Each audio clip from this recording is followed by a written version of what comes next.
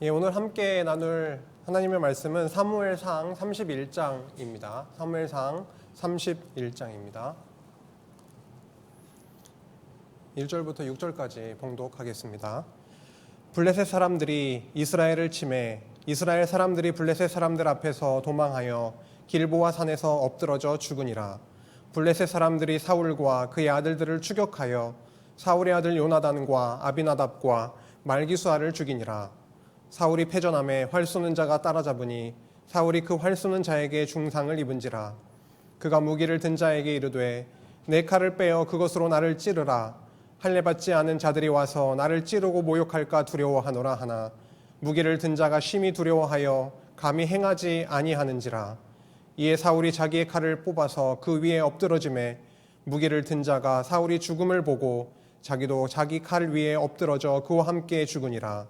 사울과 그의 세 아들과 무기를 든 자와 그의 모든 사람이 그날에 함께 죽었더라. 6절까지 봉독했습니다. 우리 하나님은 이 세상을 창조하시고 이 세상을 운행하시는 데 있어서 단 한 번도 오류를 일으키시거나 실수하신 적이 없으십니다. 동일하게 하나님이 한 번 약속하시면 그 약속을 이루시는 그런 과정에서도 그렇습니다.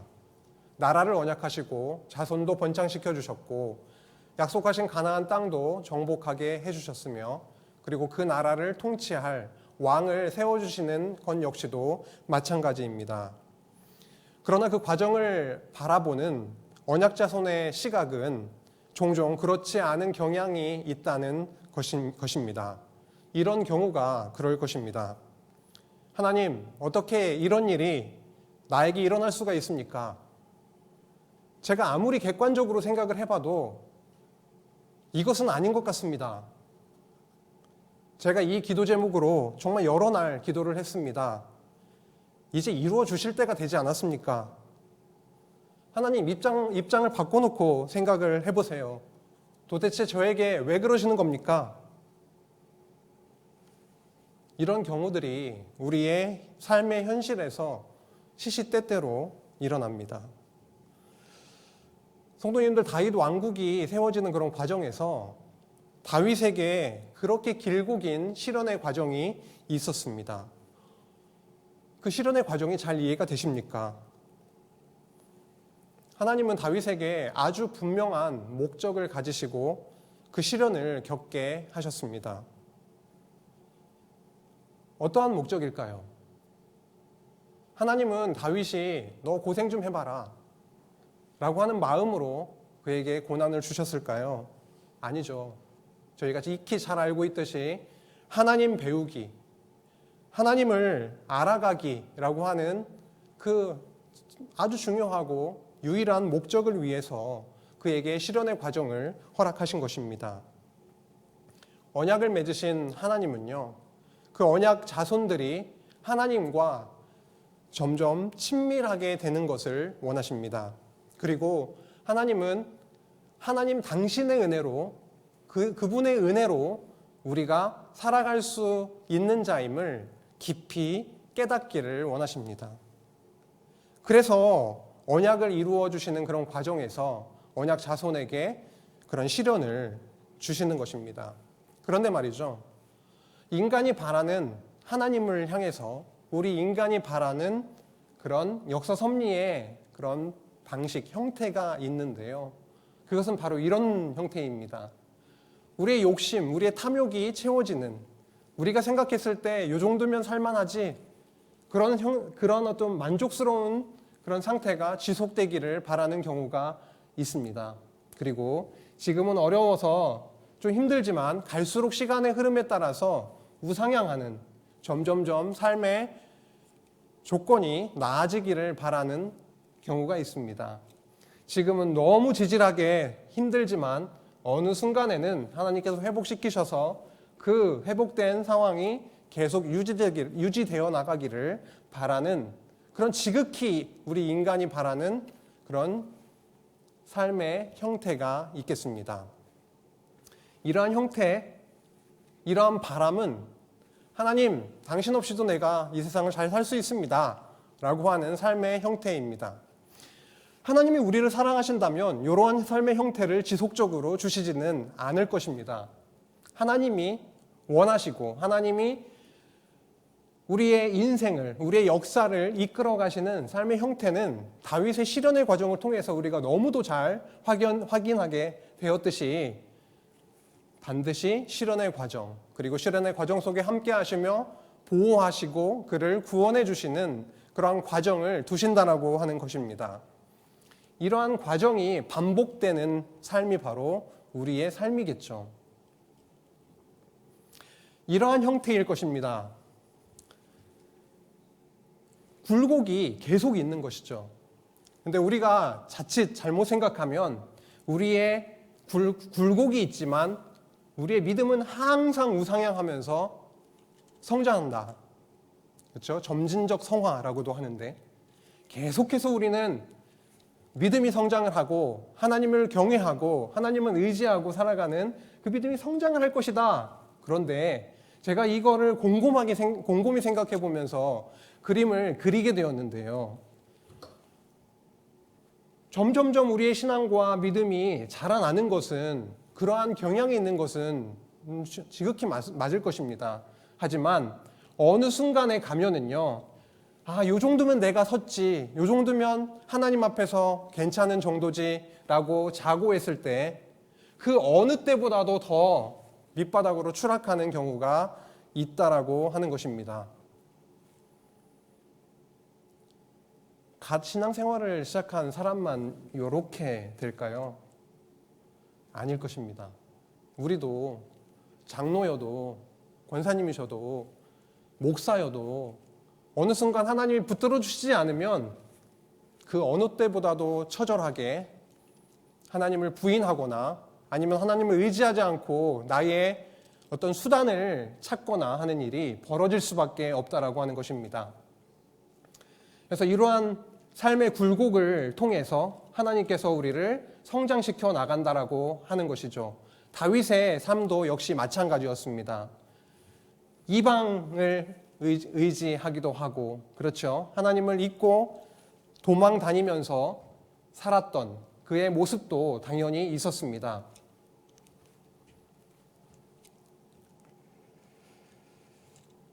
다윗은 정말 긴 고난의 그런 시간을 통해서 한없이 눈물을 쏟았을 것입니다. 그리고 내면의 죄악이 낱낱이 드러나는 시간을 보내기도 했겠죠.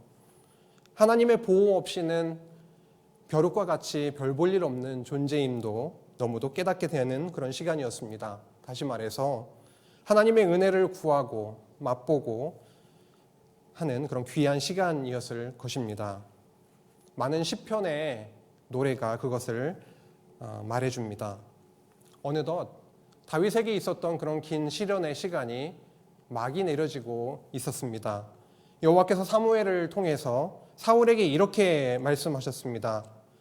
여호와께서 오늘 이스라엘 나라를 왕에게 떼어 왕보다 나은 왕의 이웃에게 주셨나이다. 왕보다 나은 나의 이웃은, 왕의 이웃은 바로 다윗이라고 사무엘상 28장 17절에는 구체적으로 밝혀주고도 있습니다. 이제 본격적으로 하나님께서 이 다윗의 왕국을 약속하신 대로 다윗의 왕국을 그렇게 세워나가십니다. 그 방법은 다름 아닌 언약 자손 다윗에게 반역했던 자들을 진멸해 가시는 그런 것이었는데요. 그 내용이 사무엘상 31장에서 사무엘하 4장까지 이어지고 있습니다. 지난 시간까지 저희는 다윗 왕의 실현의 내용을 살펴보았죠. 이제는 실현을 통과하고 하나님께서 다윗 왕국을 세워나가시는 그 형통의 과정을 확인해 나가게 됩니다. 첫 번째로 다윗을 끝까지 쫓아다니면서 왕이 되는 것을 저지하고 막으려고 하고 죽이려고 했던 그런 반역자들, 대표적인 인물이 사울이지요. 그런 반역자들을 진멸해 가시는 그런 과정을 통해 결국 다윗 왕국이 번창해 나가게 하시는 그런 과정을 오늘 함께 나누게 되었습니다. 사무엘상 31장에서 사무엘하 4장까지인데요. 이 흐름을 한번 살펴보면요. 사무엘상 마지막 장의 내용은 사울과 사울의 아들들이 죽임을 당했다라고 하는 내용입니다. 그리고 신기하게 사무엘하 1장으로 넘어가도 사울 왕과 그리고 아들 요나단의 죽음을 이야기를 하고 있습니다. 사무엘하 1장 1절이 어떻게 시작을 하고 있습니까? 사무엘하 1장 1절, 사울이 죽은 후에 이렇게 시작을 하고 있습니다. 사울의 죽음의 이야기가 사무엘상 끝장과 사무엘하 1장에 나오면서 사무엘이 이렇게 하나로 묶여지고 있는 것을 저희가 확인을 하게 됩니다.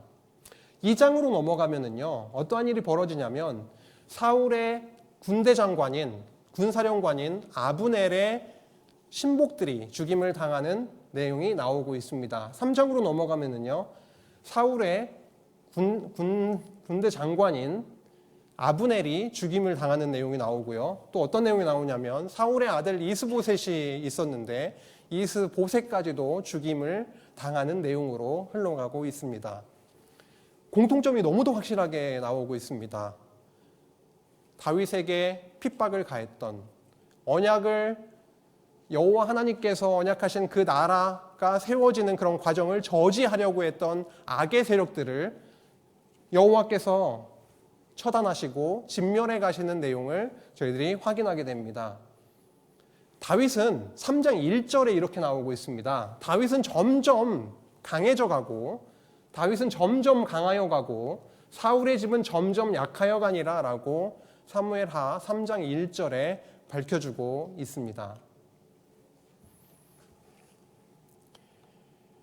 사울의 왕가가 이렇게 진멸되는 과정에서 특징적으로 하나 이렇게 드러나는 게 있는데요. 그것은 전쟁입니다. 치열한 전쟁이 이어집니다. 그런데 이 전쟁은요, 다윗이 진두지휘하면서 그가 나를 따르라 라고 하면서 이뤄낸, 승리를 이끌어낸 그런 전쟁이 아니라 여호와께서 사울 왕가를 완전히 제압하시고 그리고 무너뜨려 나가시는 전쟁이었다라고 하는 것입니다. 다윗 왕국이 세워지는 것을 끊임없이 방해했던 세력들이 무너질 때 언약하신 다윗 왕국이 세워지게 됩니다. 출애굽 때를 기억해도 마찬가지입니다. 이스라엘 백성들이 애굽 왕 바로가 큰 힘을 가지고 있을 때는 그들로부터 벗어날 수가 없었습니다. 하지만 여호와 하나님의 전능하심으로 그들을 진멸하셨을 때 이스라엘 백성들이 출애굽해서 자유와 안식을 맛보게 되었던 것을 저희가 기억을 하고 있습니다. 우리도 마찬가지입니다. 우리 옛사람, 겉사람이라고 하는 우리 옛사람이 죽어지고 겉사람이 무너지는 그 삶의 과정 없이는요, 우리 안에 하나님의 나라가 이루어질 수가 없습니다. 오늘 함께 살펴보게 되는 이 본문 말씀을 통해서 전쟁과 진멸을 통해서 하나님의 나라가 세워진다라고 하는 그 풍성한 복음을 말씀을 통해서 함께 확인해 나가고자 합니다.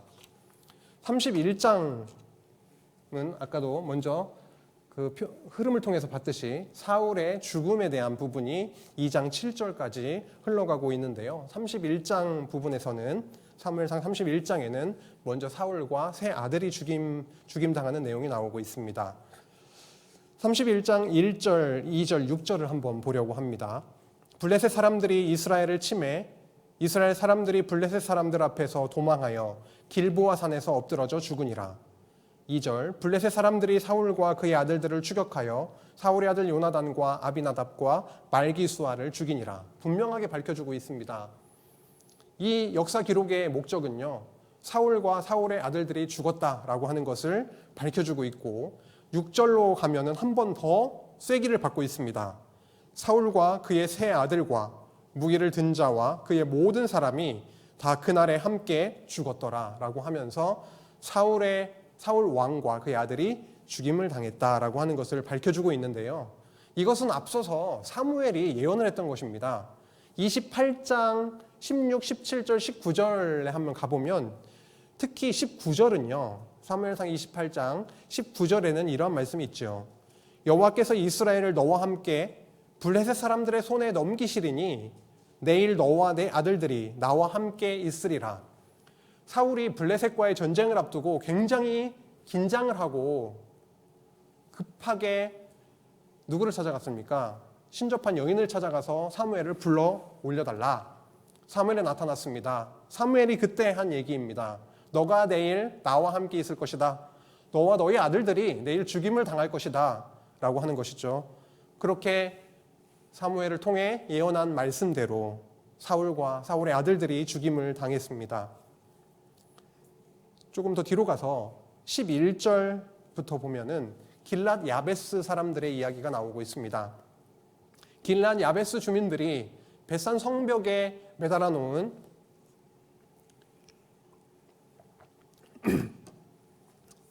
사울의 죄송합니다. 사울의 시체와 그의 아들들의 시체를 가지고 오게 되는데요.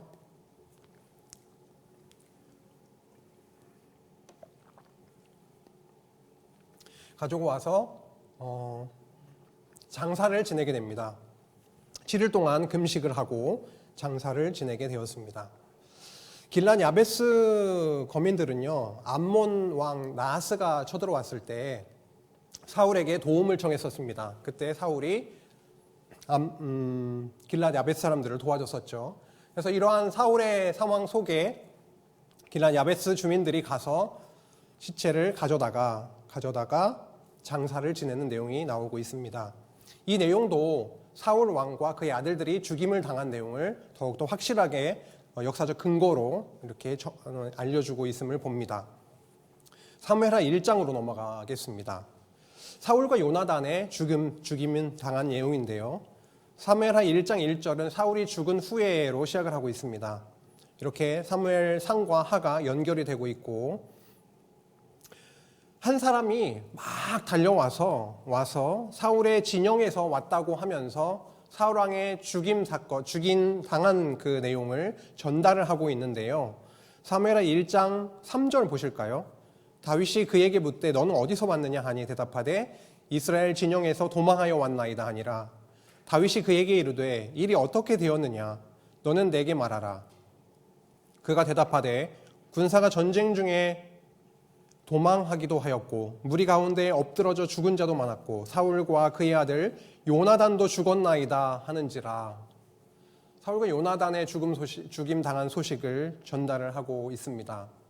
사실 이 이후에 나오는 그 이야기를 조금 보시면 그자가 사울을 죽였다라고 하고 사울의 왕관과 팔찌를 가지고 와서 여기 있습니다. 당신의 대적인 사울이 죽임을 당했습니다.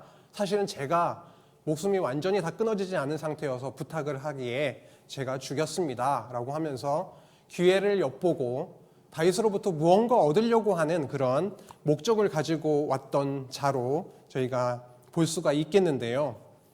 그 내용을 지나서 11절에 보면은요, 이에 다윗이 자기 옷을 잡아 찢습니다. 함께 있는 모든 사람도 그리하고 사울과 그의 아들 요나단과 여호와의 백성과 이스라엘 족속이 칼의 죽음으로 말미암아 저녁 때까지 슬퍼하며 울며 금식하니라 라고 적고 있습니다. 다윗은 너무도 슬펐습니다. 사울과 요나단의 죽음 소식을 접했을 때 일반적으로는 대적이 죽었기 때문에 굉장히 즐거워할 것 같지 않습니까? 그런데 하나님은 다윗의 마음에 그런 마음이 아니라 애절하게 애통하고 슬퍼하는 그런 마음을 주셨습니다. 사실은 가족관계이지요. 그렇죠? 장인이고 그리고 처남이고 그리고 요나단과의 관계는 그렇죠. 굉장히 긴밀하고 서로 언약을 한 관계입니다. 거기에 보면 이스라엘 사람들도 죽었고요. 그런 우리로 말하면 자기 나라의 그 백성들이 죽었기 때문에 굉장히 슬픈 노래를 지어서 사울과 그의 아들 요나단을 애도했다라고 적고 있고요. 그리고 유다 족속에게 그 노래를 가르쳐라. 그리고 야살의 책에 기록하라라고 말하고 있습니다. 야살의 책은 의인들의 책이라는 뜻인데요. 어쨌든 그 책에 기록을 해서 가르치라라고 했습니다.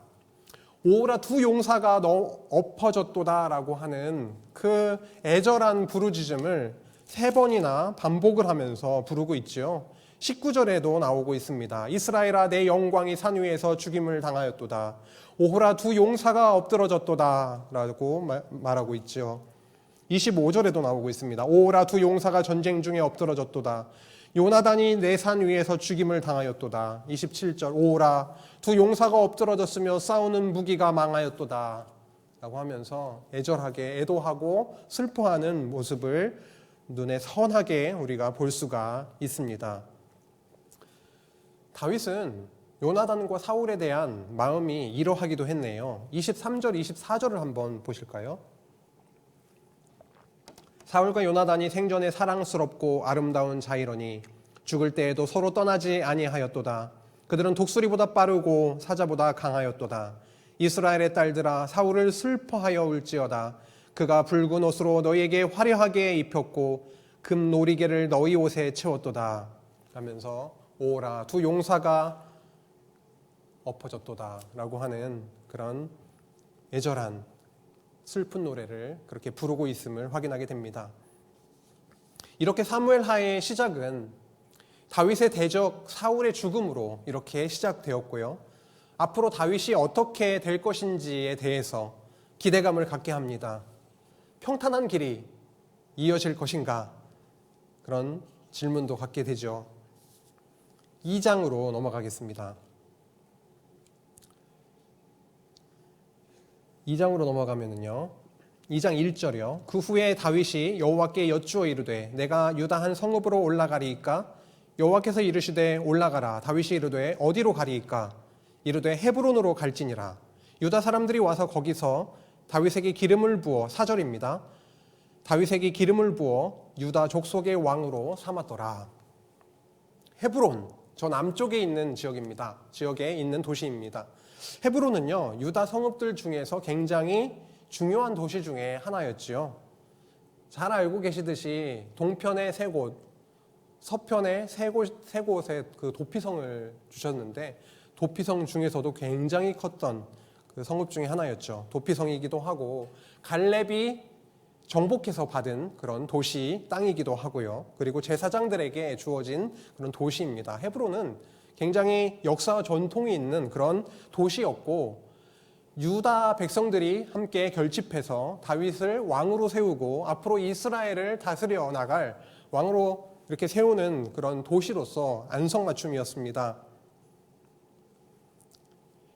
전에는 사무엘이 기름을 부었지 않습니까? 그렇죠? 몰래 와서 기름을 부었죠. 이제는 어떻게 됐나요? 유다 지파가 함께 기름을 부어서 유다의 왕으로 세웠습니다. 그럼 앞으로 어떻게 될 것이냐면 온 이스라엘이 다윗에게 기름을 부어서 왕으로 삼을 것을 또한 바라보게 하십니다. 그런데 아브넬이 이스보셋을 온 이스라엘로 왕으로 세우게 됩니다. 유다 지파가 다윗을 왕으로 세우게 되는데요. 한쪽에서는 어떻게 되냐면 시간이 좀 지난 다음이긴 한데요. 온 이스라엘이 아브넬은 사울의 군사령관이고요. 사울의 아들이 이스보셋이 하나 이제 살아남았는데 그를 왕으로 이렇게 세우는 것이죠. 2장 8절을 보겠습니다.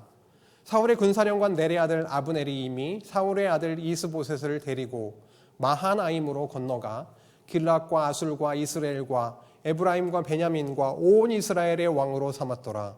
사울의 아들 이스보셋이 이스라엘의 왕이 될 때에 나이가 40세이며 2해 동안 왕위에 있으니라. 유다 족속은 다윗을 따르니 다윗이 헤브론에서 유다 족속의 왕이 된 날수는 7년 6개월이었더라 라고 합니다.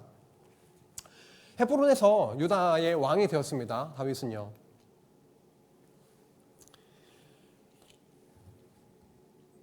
여기서 적고 있듯이 유다의 왕이 된 다윗 그리고 온 이스라엘의 왕이 된 이스보셋 군사력으로 비교해도 이쪽이 훨씬 더 우세합니다.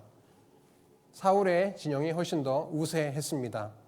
헤브론을 중심으로 그리고 조금은 더 멀리 요단 동편에 있는 마하나임을 중심으로 해서 이스라엘의 왕으로 이렇게 이스보셋을 세웠던 것이고 이 사이에는 전쟁이 끊이지 않게 됩니다. 7년 6개월 동안 유다의 왕이 되죠. 2년 동안 이스라엘의 왕으로 세워지게 되는데요. 다윗이 왕으로 세워지는 그 시점 동일한 시점에 2년 왕이 되는 것이 아니라 7년을 기준으로 한다면 한 5년 정도가 지나서 이제 이스보셋이 왕이 되는 것이죠. 여기서 7.5년이라고 하는 것을 저희가 좀 생각을 해볼 필요가 있을 것 같습니다. 사울도 죽었고 사울의 아들들이 죽었기 때문에 이젠 탄탄대로가 열릴 것이다. 유다의 왕은 뭐 말할 것도 없이 그렇게 될 것이고 온 이스라엘의 왕이 곧 될 것이다 라고 생각을 쉽게 할 수가 있을 텐데요. 실제로는 7년 6개월이라고 하는 시간이 지나가고 있었다라고 하는 것이고 그 사이에 사울의 세력이 막강하기 때문에 아직까지는 자녀 세력까지도 하면 계속 전쟁이 있었고 그리고 이스보셋이 왕이 되면서 더 복잡한 그런 정치적 상황으로 좀 흘러가게 되었다라고 하는 것입니다. 7.7년 반이라고 하는 시간은요, 기다림의 시간이었죠. 어찌 보면 굉장히 답답하고 아까 말씀을 시작하면서 이제는 좀 해줘야 되는 시간 아닙니까? 라고 하나님께 항변하기도 했을 법한 그런 시간이었을 것입니다. 그런데요, 정말로 하나님은 우리가 원하는 그 때에 다 이루어 주시면 인간적으로는 얼마나 좋겠냐마는 하나님은 하나님이 정하신 그 때를 기다리시고 그때 정확하게 그렇게 이루어 나가심을 저희가 알 수가 있습니다. 여호와 하나님의 절대 주권적인 섭리로 하나님께서 원하시는 그 시간에 그 시간은 다윗이 낮아지고 나의 힘으로 나라를 세울 수 있다라고 착각하지 않는 여호와 하나님을 의지하는 그런 시간까지 담금질하시고 낮추시고 꺾으시고 무너뜨리셔서 하나님이 세우시는 그 나라를 바라보게 하는 그 시간까지 그렇게 끌고 가고 계심을 알 수가 있습니다. 아브넬과 요압이 등장을 합니다. 아브넬은 사울 진영이죠. 사울의 군사령관이니까요. 아브넬. 요압은 다윗의 군사령관 요압입니다. 아브넬과 요압 사이에 전쟁이 일어납니다. 사울의 아들인 이스보셋의 신복들, 다시 말해서 아브넬 측과 다윗의 신복과의 전쟁이 일어난대요. 굉장히 치열한 전쟁을 하게 됩니다. 2장 12절이요. 넬의 아들 아브넬과 사울의 아들 이스보셋의 신복들은 마하나임에서 나와 기브온에 이르고 수르야의 아들 요압과 다윗의 신복들도 나와 기브온 목가에서 그들을 만나 함께 앉으니 이는 못 이쪽이요 그는 못 저쪽이라. 아브넬이 요압에게 이르되 원하건대 청년들에게 일어나서 우리 앞에서 겨루게 하자. 요압이 이르되 일어나게 하자 하매 이제 싸움이 붙는 겁니다.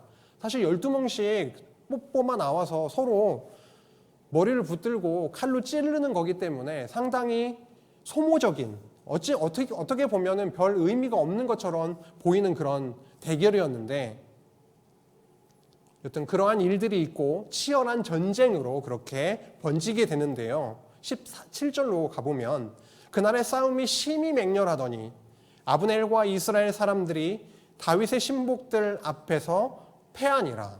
결국 사울의 진영이 더 우세했던 사울의 진영이 패하게 되는 결과로 이어짐을 확인하게 됩니다. 그리고 아브넬이 요압 장군의 동생인 아사헬이라고 하는 동생을 창에 날이 있는 부분이 아니라 그 반대편으로 이렇게 쳐서 얼마나 이게 서로 이렇게 빨리 아사헬이 달려왔는지 말이죠. 어쨌든 그 창 끝으로 날이 있는 방향이라 그 반대 방향이었음에도 불구하고 그 배에 찔려서 창이 그의 등을 뚫고 나가서 죽게 되는 그 사건이 벌어지게 됩니다. 요압 입장에서는요, 자기 동생이 죽임을 당했기 때문에 이제부터는 아브넬에 대한 마음이 이게 심기가 굉장히 불편해집니다. 원수가 되는 것이죠. 어쨌든 30절로 가보겠습니다. 요압이 아브넬을 쫓기를 그치고 돌아와 무리를 다 모으니 다윗의 신복 중에 19명과 아사헬이 없어졌으나 죽었다는 겁니다. 20명이 죽게 되었고요. 다윗의 신복들이 베냐민과 아브넬에게 속한 자들을 쳐서 360명을 죽였더라. 많은 그 희생자가 사울 진영에서 나오게 된 것이죠. 이렇게 사울의 군대 장관 아브넬에 속한 자들의 패배 그리고 죽음에 대해서 기록한 이유는 여호와께서 사울에게 속한 자녀 세력들, 다시 말해서 다윗 왕국이 세워지는 데 있어서 걸림돌이 되는 자들을 진멸해 가시고 계시다라고 하는 것을 밝혀주는 그런 말씀입니다. 훨씬 더 우세했습니다. 하지만 그 싸움에서 승리케 하시는 것을 볼 수가 있죠. 여기에서는요, 아브넬의 신복들이 죽임을 당했고요. 이제 3장으로 넘어가면 아브넬이 죽임을 당하는 내용으로 아브넬 신복들이 죽임을 당했고요. 그 다음에 아브넬이 죽임을 당하는 내용으로 3장으로 넘어가게 됩니다. 근데 3장 1절을 아까 저희들이 살펴봤듯이 사울의 진영은 망해가고, 그렇죠? 하지만 다윗의 진영은 어떻게 돼가냐면 점점 강하게 되더라라고 하는 말씀이 3장 1절에 나오고 있습니다. 사울의 집과 다윗의 집 사이에 전쟁이 오래매 다윗은 점점 강하여 가고 사울의 집은 점점 약하여 가니라.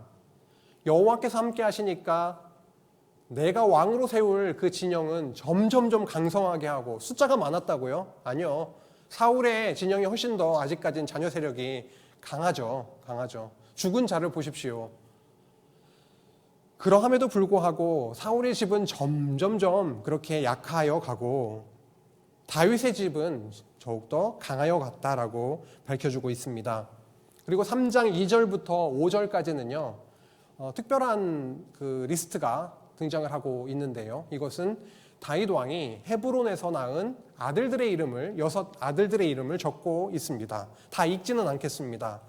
2절에 암논이 나오고 있고요. 3절에 길르압, 그리고 압살롬, 4절에 아도니아, 스바디아, 5절에 이드람이 나오고 있습니다.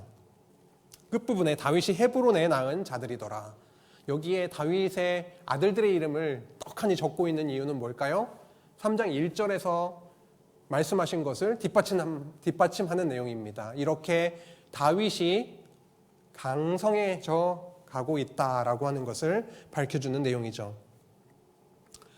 그리고 나서 아브넬과 이스보셋 사이에 이야기가 나오는데요. 뭐냐면 이스보셋이라고 하는 자가 사울의 아들이잖아요. 그리고 아브넬은 군대 장관이고요. 군대 장관이 선 왕인 사울 왕의 첩을 취하게 됩니다. 이것에 대해서 이스보셋, 사울의 아들, 왕이면서 아들인 이스보셋이 그것에 대해서 질타를 하게 되는데요. 그것 때문에 서로 갈등을 빚게 됩니다. 3장 9절로 가보실까요?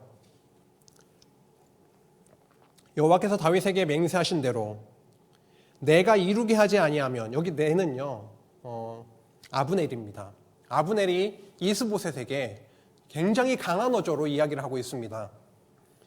내가 이루게 하지 아니하면 하나님이 아브넬에게 벌 위에 벌을 내리심이 마땅하니라. 그 맹세는 곧 무엇이냐면 이 나라를 사울의 집에서 다윗에게 옮겨서 그의 왕위를 단에서 브엘세바까지 이스라엘과 유다에 세우리라 하신 것이니라 하매 이스보셋이 아브넬을 두려워하여 감히 한마디도 대답하지 못하니라 라고 밝혀주고 있습니다.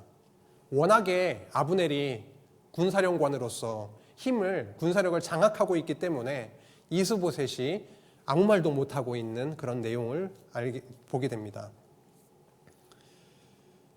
이러한 어떤 사실을 아브넬이 다윗을 만나서 밝히게 되죠. 그리고 다윗이 아브넬을 평안히 돌아가게 그렇게 해줍니다. 전쟁을 끝나고 돌아온 요압이 그 사실을 알게 돼요. 요압은 아사엘 동생을 죽인 누구요? 아브넬을 기회만 되면 죽이려고 했는데 다윗이 그 아브넬을 그냥 보냈다라는 소식을 듣고 뒤쫓아가서 데려와서 죽이게 되는 것입니다. 요압이 이 사실을 알고 아브넬을 다시 데려와서 죽이게 되는데 그 이유는 바로 동생 아사헬에 대한 복수였죠. 이에 대해서 다윗이 듣고 가슴을 치며 요압의 집에 대해서 그렇게 저주하는 내용이 이어지고 있습니다. 아브넬이 죽게 된 것이죠. 이것에 대해서 31절부터 보시면은요. 다윗이 요압과 및 자기와 함께 있는 모든 백성에게 이르되 너희는 옷을 찢고 굵은 배를 띠고 아브넬 앞에서 애도하라 하니라. 다윗 왕이 상여를 따라가 아브넬을 헤브론에 장사하고 아브넬의 무덤에서 왕의 소리를 높여 울고 백성도 다 우니라. 36절로 가볼게요. 온 백성이 보고 기뻐하며 왕이 무슨 일을 하든지 무리가 다 기뻐하므로 이날에야 온 백성과 온 이스라엘이 넬의 아들 아브넬을 죽인 것이 왕이 한 것이 아닌 줄을 아니라. 다윗은 오해를 받았던가 봅니다. 아브넬을 다윗이 죽였다라고 하는 그런 분위기가 있었던 모양이에요. 근데 다윗의 지금 행동은 아브넬의 죽음에 대해서 굉장히 애도하고 슬퍼하고, 그렇죠? 함께 상여를 따라가서 무덤 앞에서 소리를 내면서 그렇게 울고 슬퍼하는 모습을 그렇게 보여주게 되죠. 온 백성이 그러한 모습을 보고 너무 기뻐하는 겁니다. 아이고, 우리 다윗이 그래도 이스라엘에 속한 그 아브넬 군대 장관을 죽인 줄 알았는데 그게 아니라 다윗 왕이 죽인 게 아니로구나라고 하는 것을 깨닫고 알고 다 기뻐하고 오해를 풀고 이렇게 기뻐하는 모습을 보게 됩니다. 이 부분도 굉장히 하나님께서 중요하게 섭리하신 것이죠. 앞으로 다윗은 유다의 왕으로만 머물 것이 아니라 온 이스라엘의 왕이 될 것이기 때문에 온 이스라엘의 백성들에게 이런 오해를 사는 것은 굉장히 좋지 않은 영향을 끼쳤을 텐데 하나님께서 이러한 오해까지도 다 벗겨주시고 모든 백성들이 기뻐하게 하는 그런 모습을 확인하게 하십니다. 4장으로 넘어가면은요, 이제 마지막인데요. 사울의 아들 이스보셋까지도 군 지휘관들이었던 레갑과 바나에 의해서 죽임을 당하는 내용이 나오고 있습니다. 이 부분은 읽어보시면 될 것 같습니다. 지금까지요, 사무엘상 31장부터 사무엘하 1장, 2장, 3장, 4장까지의 내용을 살폈는데요. 이 내용을 요약을 해보고 싶습니다. 요약을 하면 여호와께서 사울 왕가를 멸하심으로 언약하신 다윗 왕국을 세우실 기반을 마련하신 내용이었습니다. 왕국이 그냥 세워지는 것이 아니었죠. 왕국이 세워지는 것을 반대하는 세력을 멸하게 되었을 때에 그 왕국이 세워지는 것입니다. 다윗 왕을 죽이고자 따라다녔던 그 세력을 여호와께서 진멸해 주셨을 때에 다윗 왕이 되는 것을 저희가 확인할 수가 있는 것이죠. 사무엘하 5장 다음 주 수요일에 저희가 살펴보게 될 텐데요. 사무엘하 5장에 넘어가면 이제 어떤 내용이 나오겠습니까? 온 이스라엘의 왕으로 등극이 되는 그런 내용이 이어지게 되는 것입니다.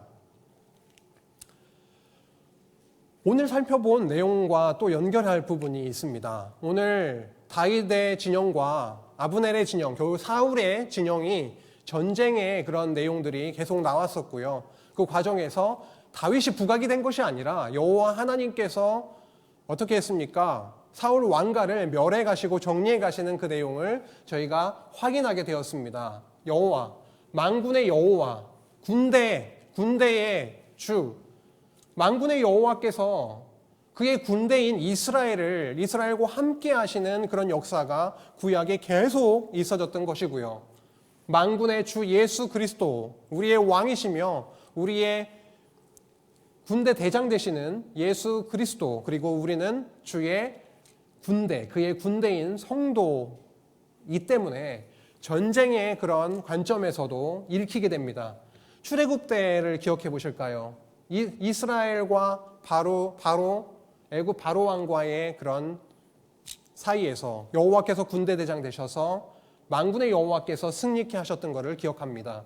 광야 생활에서도 역시 마찬가지입니다. 이스라엘 백성들이 40년 동안 광야 생활을 하면서 아말렉이라든지 이방 대적들로부터의 보호를 여호와께서 하셨죠. 3일길을 먼저 가시면서 법궤가 먼저 가면서 길을 안내도 하시고 그들을 보호하시고 했던 전갈이 들끓는 그곳에서도 이스라엘 백성들이 번창하게 세대가 교체되도록 그렇게 옛사람을 죽이시고 새 사람으로 바꿔주시는 놀라운 역사가 광야 생활 가운데 만군의 여호와를 통해서 이루어졌다고 하는 것이고, 가나안 땅 정복을 하는 과정에서도 마찬가지입니다. 이스라엘 백성들이 요단강을 건너서 들어갔을 때에 그 안에 가나안 7족속이 꽉 들어차 있음에도 불구하고 여호와께서 그들과 함께 하시니까 그들을 쫓아내고 승리해서 땅을 정복해 하시는 그런 내용을 저희가 알고 있습니다. 오늘 살펴봤던 왕국을 건립해가는 그런 과정에서, 왕이 세워지는 그런 과정에서도 역시 다윗과 사울의 가문이 대결을 구도로 되어 있지만 결국은 언약자손과 함께 하시는 여호와, 만군의 여호와의 그 능력으로 사울 왕가를 멸하시고 다윗 왕국을 세워가시는 그런 과정을 저희가 살펴보게 되었던 것입니다. 신약으로 넘어오면 어떻게 될까요? 우리는 전쟁에서 승리케 하셔서 왕국을 세우시는 모습을 보고 있습니다. 결국은 어떻게 된 겁니까? 왕국이 세워지지 못하도록 반대하는 그 악의 세력을 누르시고 멸하시고 결국은 그 왕국을 세우시는, 하나님 나라를 세우시는 것인데, 그리스도께서 십자가에 매달리셔서 결국은 죽임을 당하시지 않습니까? 하지만 그것으로 끝나는 것이 아니라 3일 만에 사단의 권세를, 죽음의 권세를 이기시고 승리하심으로 결국은 하나님의 나라를 세우시는 놀라운 소식을 저희들이 들어 알고 있습니다. 우리 성도의 생활 가운데에서도 역시 마찬가지입니다. 우리 성도는요, 이 몸을 입고 살아가기 때문에 언제든지 육신의 소욕이 저희들을 잡아 뒤흔들고 있습니다. 옛사람, 육의 소욕이 언제든지 저희를 유혹하고 뒤흔들어 놓고 있습니다. 하루하루의 삶 속에서 우리 안에 찾아오신 성령께서 우리의 옛사람을 처복종시키시고 허물어지게 하시고 그런 과정을 통해서 결국은 하나님의 나라를 누리게 하시는 것을 저희가 확인하게 됩니다. 예수 그리스도를 기억하시죠? 당연히요. 그리스도께서 시련과 죽음에 이르는 그 시련의 과정을 통해서, 하지만 부활이라고 하는 승리를 통해서 세워지는 하나님의 나라, 그분이 십자가에 달리지 아니하시면, 혹시라도 죽음으로 그냥 끝나셨으면 우리에게는 영원한 하나님의 나라, 의와 평강과 희락의 나라인 그 하나님의 나라를 누릴 수 없었을 텐데, 그리스도께서 죽음을 이기시고 승리하심으로 그렇게 우리에게 하나님의 나라를 누리게 되는 놀라운 그런 일을 경험하게 하고 계십니다. 우리의 성도의 삶에서 옛사람이 죽어지는 만큼 의와 평강과 희락의 하나님의 나라가 세워집니다. 참 너무도 중요한 내용이라고 생각합니다. 우리가 더 살아나는 만큼 나의 의지가, 나에게 일만의 힘이 있다라고 하는 그러한 생각이 살아나고, 나는 아직도 무언가 할 수 있어 라고 하는 그런 마음이 더 생기면 생길수록 우리는 무언가 이룰 수 있을 것만 같잖아요. 하지만 그 이면에 우리를 엄습해오고 괴롭히는 고통과 슬픔은 그 이상으로 큰 것을 우리가 알고 있습니다.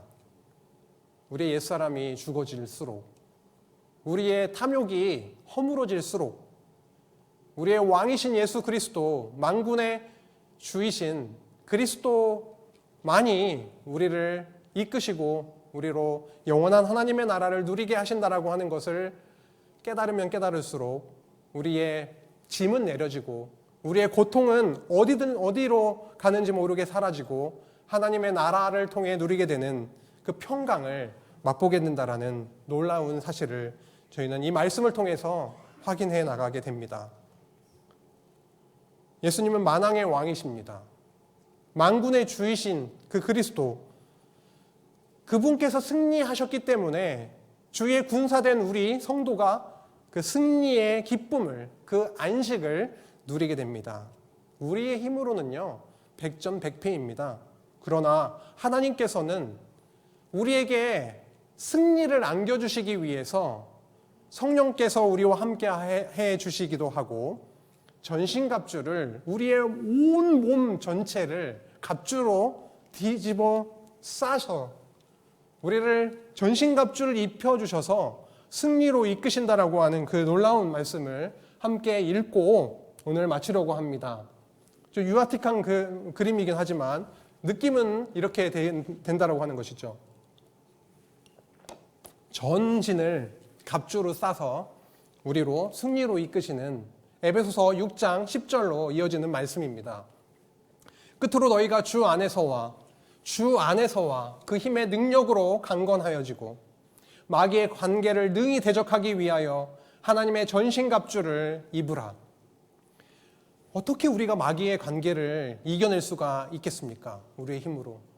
하나님이 전신갑주를 입혀주실 때 어떠한 공격이나 어떠한 관계에서도 우리가 쓰러지지 않고 바로 설 수가 있게 되겠죠. 우리의 씨름은 혈과 육을 상대하는 것이 아니요 통치자들과 권세들과 이 어둠의 세상 주관자들과 하늘에 있는 악의 영들을 상대함이라. 그러므로 하나님의 전신갑주를 취하라. 이는 악한 날에 너희가 능히 대적하고 전신갑주 없이 하나님께서 우리들에게 씌워주시는 전신갑주 없이는 우리가 대적할 수가 없습니다. 대적이 만만치 않습니다. 우리를 언제나 뒤흔들 수 있고 나락에 떨어지게 만들 수 있는 그런 대적, 상대이기 때문에 하나님께서 입혀주시는 전신갑주를 입고 취하게 될 때에 우리는 능히 대적할 수 있고 모든 일을 행한 후에 서게 된다라고 하는 것입니다.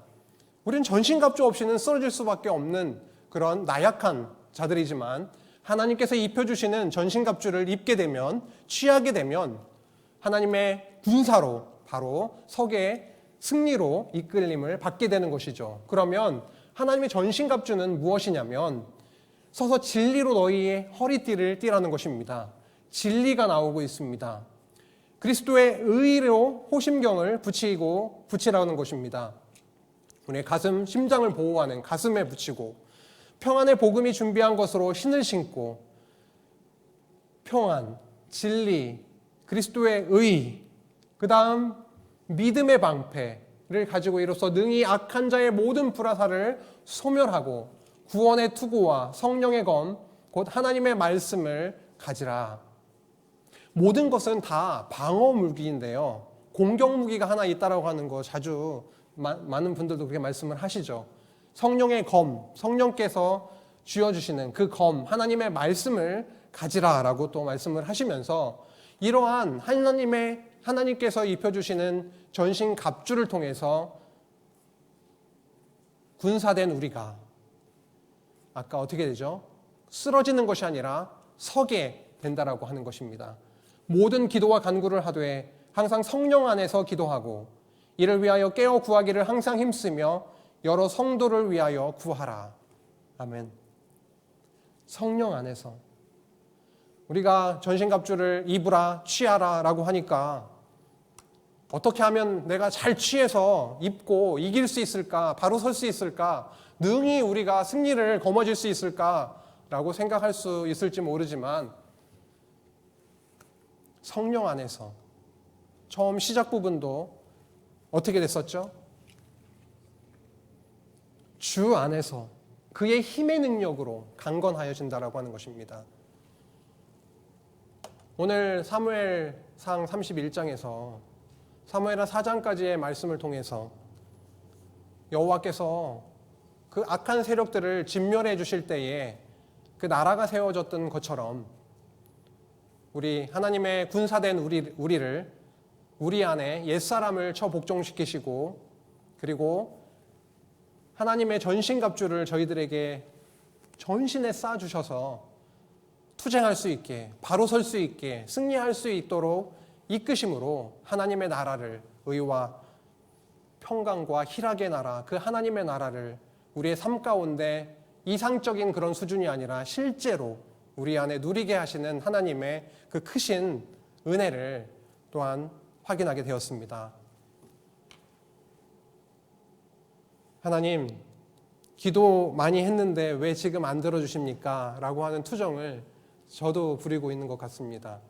우리 교회 안에 기도할 거리가 너무도 많고 고통 가운데 있는, 시련 가운데 있는 성도님들이 많이 있습니다. 이 그래프를 생각을 하면